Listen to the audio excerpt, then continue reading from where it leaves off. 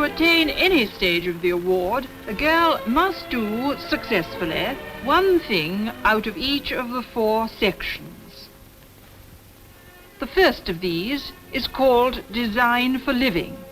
All women want to be first-class homemakers, and making the best of themselves is a good start. These girls you see here are taking the award in Oxford, pointing out the faults. Makeup is very much an art, for it differs with the individual. What's right for one is just wrong for another.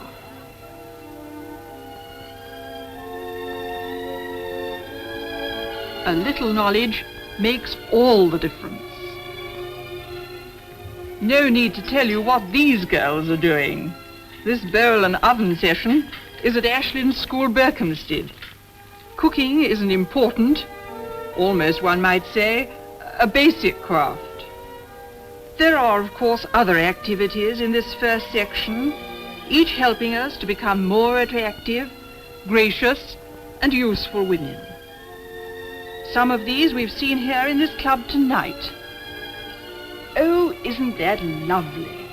Perfect for a children's party. And arranging flowers. There's nothing haphazard about that. It's not true, as I always secretly believed, that it's a gift, that you have to be born with stem fingers. There's lots that can be learnt. But as I've said, there's a host of other worthwhile subjects from which you can choose. Furnishing and decoration, for instance, or housekeeping, budgeting, entertaining, the gift of making your guests feel really welcome. Lots of things. But here we go, over to Section B, Interests. The Leader's Handbook talks about developing aptitudes demanding initiative and perseverance, which does precious little justice to all the fun that can be got out of it. This is the choice of some of the girls of a Sheffield youth club. Comes under the heading of physical activities, oddly enough.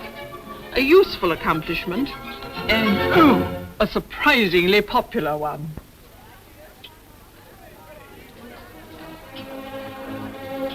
Girls of another Sheffield club, keeping their eye in. Oh yes, there's very much a right way and a wrong way. Ah, shades of Agincourt. Only this happens to be Northamptonshire. Corby, to be precise. A surprising amount of skill and practice is needed to do as well as this.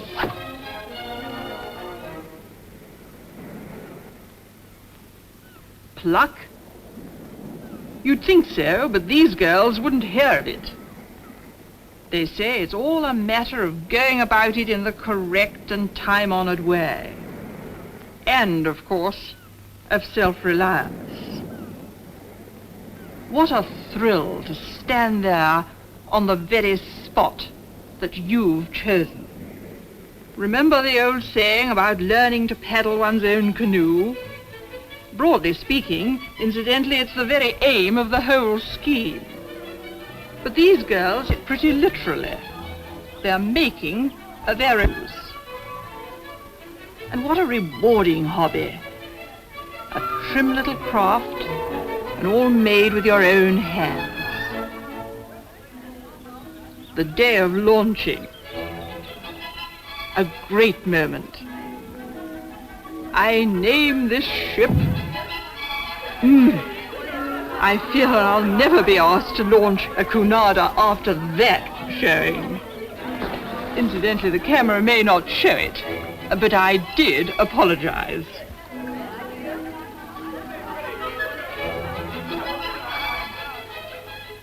Someone learning to drive. A favorite interest, this. But first I must tell you that this is a very special car.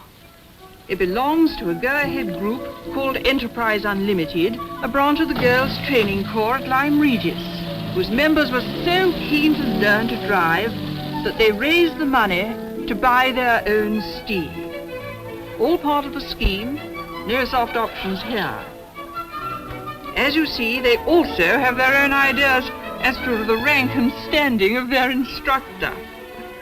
We shall be seeing more of the girls and of their chariots later on, I think. Women are no strangers to the air. Up in Scotland, members of the Women's Junior Air Corps, trying for the award, have chosen aeronautics and meteorology and navigation. And it's by no means just theory either.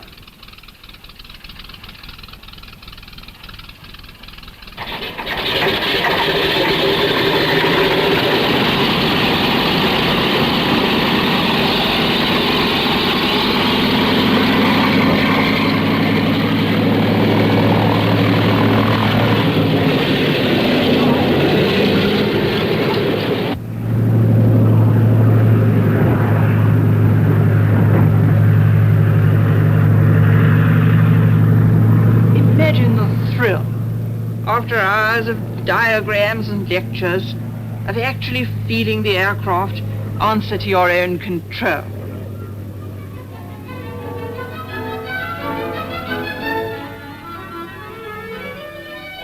It's in all of us, the desire to create, the desire to make something. And whether it's painting or writing, toy making, embroidery, or what have you, I'll never cease to be amazed at the general standard that is reached. I'm sure that some of the girls must surprise themselves at what they achieve, though of course it's not done to admit it. Here's an unusual choice. Bell ringing, or as the dictionary has it, campanology. And it deserves a name like that, for if anything calls for science and for skill, it's the art of campanology.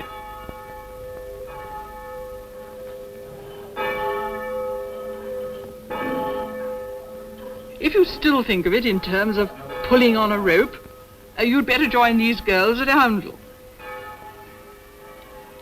The timing has to be perfect. Teamwork of the very highest order. Here are the members of the Bushyland Rangers arriving for their play rehearsal, complete with aspidistra. Even if you don't aspire to acting honours, there's plenty to learn about production and stage management, or, why not, you might even write the play. The leading lady. Tonight she takes the part of a centenarian, a test not only of her acting, but her skill in makeup. Incidentally, this is the only recorded case in which entry for the award has led to premature grey hairs and wrinkles. What are you holding me for? Let go, can't you? Let go! And where's my bonnet? Give me my bonnet. Come on, don't stand there. But, Grandma, are you sure you're fit? What do you mean, fit? Don't talk so soft, Amy. But I thought... Never mind what you thought. There's a smut on your nose and your petticoat showing at the back. But, Grandma, we thought you were dying. Well, I'm not. I'm feeling better. I can feel better if I like, can't I? Giving service. This is the section in which girls are asked to train themselves to be those around them, the very heart of good citizenship. Service is service, whether it is rendered to humankind or to our dumb friends. To possess an animal is to owe it proper care. And apart from our own particular pets, it happens to all of us that we could help some poor injured thing if only we had that precious bit of knowledge that these girls of Brooks Secondary School are busy finding out. This course, by the way, is run by the RSPCA. Could anything give you deeper satisfaction than the thought that you'd been instrumental in relieving pain? Another important form of public service is with one of the voluntary aid societies. These cadets here belong to St. Andrew's Ambulance Brigade. Here they are at Largs in Ayrshire, where after training they are assigned duties at the first aid post or on patrol. In holiday time and at a big seaside resort, the keynote is watchfulness. Aha, a customer, a cut foot while bathing. This is where training is put to practice. Yes, first aid is certainly worthwhile. Not only a very real service to your fellows, but an immensely valuable asset, the training I mean, for the rest of your life.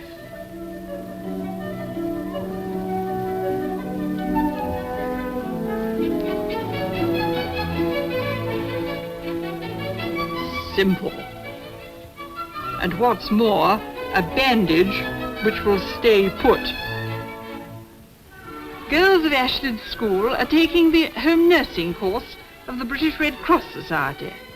Sooner or later, we are all called upon to look after someone who is sick, and how much happier for us, and how much better for them, if we know what we're about. Maybe I'm mistaken, but it looks to me as if part of the course, for some at least, consists in learning to be a patient. Mothercraft, or how to handle a small but slippery customer. Let me give it its wider title, child care.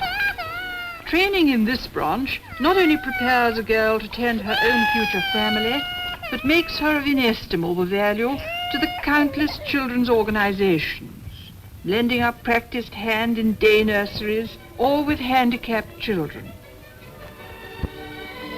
You recognize the car? Gracious me, just about the full complement of the group. A few miles from their headquarters is this old country manor, home of a number of men and women seeking the solace and peace of community life. They are welcomed by the Reverend Percy Smith, who is not only the founder of the settlement, but has dedicated his life to its welfare. A frequent port of call for the girls of Lyme Regis, for the little colony needs all the help it can get. Willing hands in the kitchen garden and the potting shed. Restoration and repair of the old building goes on continuously.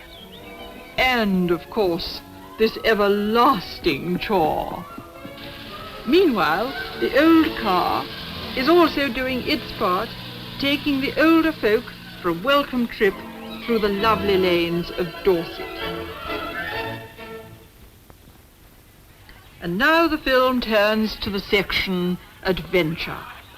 And who better to introduce this section than Sir John Hunt, Secretary of the Duke of Edinburgh's award. Adventure may be an overworked word, but it's still, I'm glad to say, a stirring one. I wonder why. From meeting a great many young people all over Britain in the past few years, it's obvious to me that very nearly all of them would like to do something daring and difficult. The fact is, there's a very deep need in human nature to reach out and explore beyond the security of home. I believe, too, that it's part of our makeup to try and find out just where our own personal limits lie. Now, this need hasn't yet been suppressed by the lure of modern mechanical conveniences and comforts. And it's pretty important that it shouldn't be. For if we ever let ourselves become slaves to our inventions, it would be a poor prospect for us all. What makes a worthwhile adventure? It can be an expedition into the wilds, but it needn't be. I define adventure as anything which seems to you personally to be difficult, challenging, and most important, worth doing for some reason other than personal gain. Now, when you think of adventures this way, you'll find worthwhile adventures quite near home.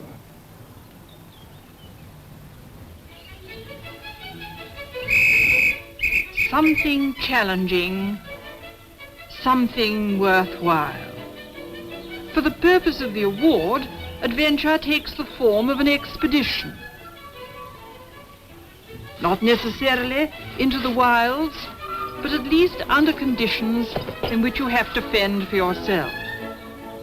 Before you can attempt these tests, you must undergo some preliminary training, and what finer opportunity for this than at a big summer camp. Here are members of the National Association of Mixed Clubs and Girls' Clubs under canvas in Norfolk. How to roll a sleeping bag. Adventure is interpreted as the carrying out of some enterprise away from home. Ability to read a map is essential.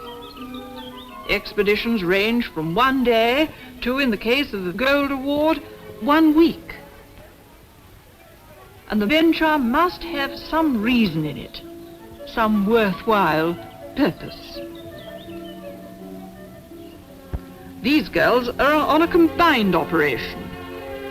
They've set out on a cross-country walk to a point on the map where, providing the compass proves friendly, they hope to find a rowing boat. And they have.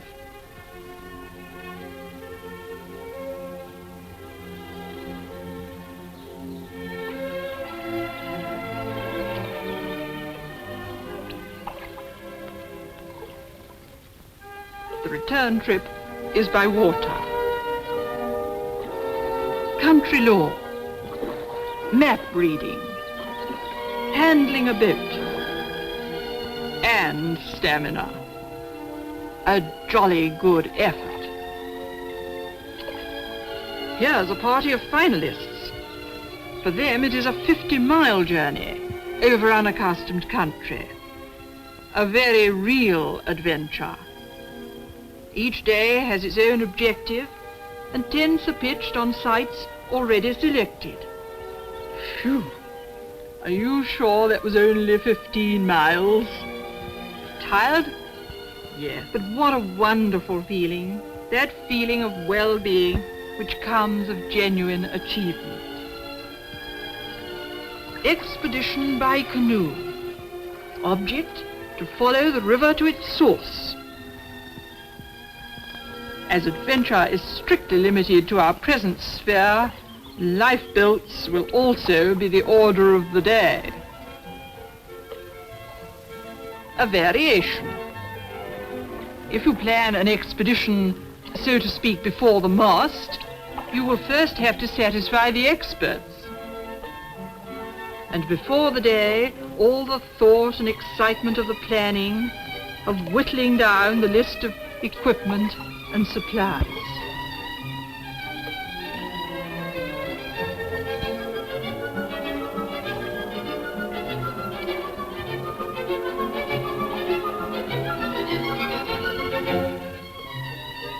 Expedition by wherry, and you are the crew.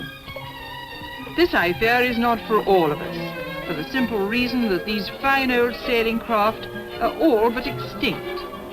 This is the last remaining example on the Broads. Many of these girls have taken riding as their interest. Their treks take them far into the hills of Breconshire, and it is in this wild country that these candidates will undertake their expeditions. But I hope with some form of head covering. Even in adventure, we must learn to obey the safety rules. This sort of thing, so it seems to me, is the very essence of adventure. What was Sir John's definition? Something challenging, something worthwhile.